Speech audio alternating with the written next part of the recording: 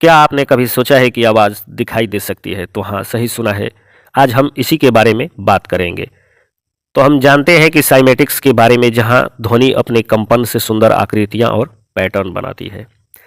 यह वही विज्ञान है जिसे प्राचीन भारत में नाद ब्रह्म कहा गया, यूनिवर्स मेड ऑफ साउंड्स। तो चलिए शुरू करते हैं और जानते हैं कि साइमेटिक्स क्या है।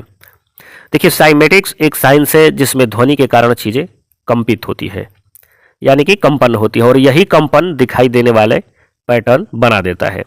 जब एक धातु की प्लेट या पानी को कंपन दिया जाता है तो उस पर मंडल जैसे डिजाइन बनने लगते हैं, और ये डिजाइन ध्वनि की फ्रीक्वेंसी पर निर्भर करते हैं।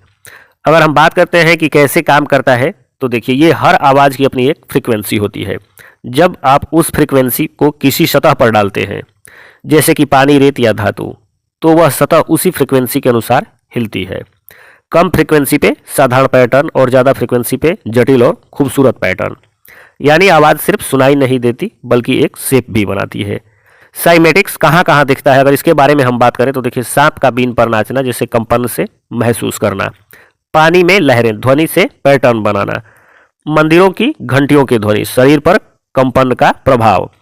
ओम का कंपन, अगर इसके बारे में हम बात करें तो देखिए, एक स्थिर और संतुलित फ्रीक्वेंसी है। कुछ वैज्ञानिक मानते हैं कि ओम की ध्वनि का पैटर्न जो होता है, पानी या रेत पर बिल्कुल संतुलित मंडल बनाता है।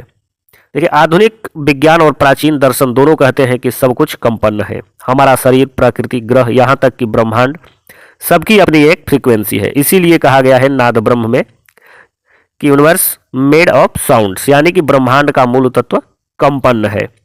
अगर रियल एग्जाम्पल के बारे में बात करते हैं, देखिए, अगर आप एक धातु की प्लेट पर रेत डालें और मोबाइल का स्पीकर नीचे रखकर कोई टोन बजाएं, तो अचानक आप देखेंगे कि रेत सुंदर आकृतियां बनाती है। पीछे यही साइंस है साइमेटिक्स का। तो यही थी साइमेटिक्स की अद्भुत दुनिया, जहां आवाज़ सिर्फ सुनी नहीं जाती बल्कि देखी भी जा सकती है। तो आज के लिए इतना ही। धन्यवाद।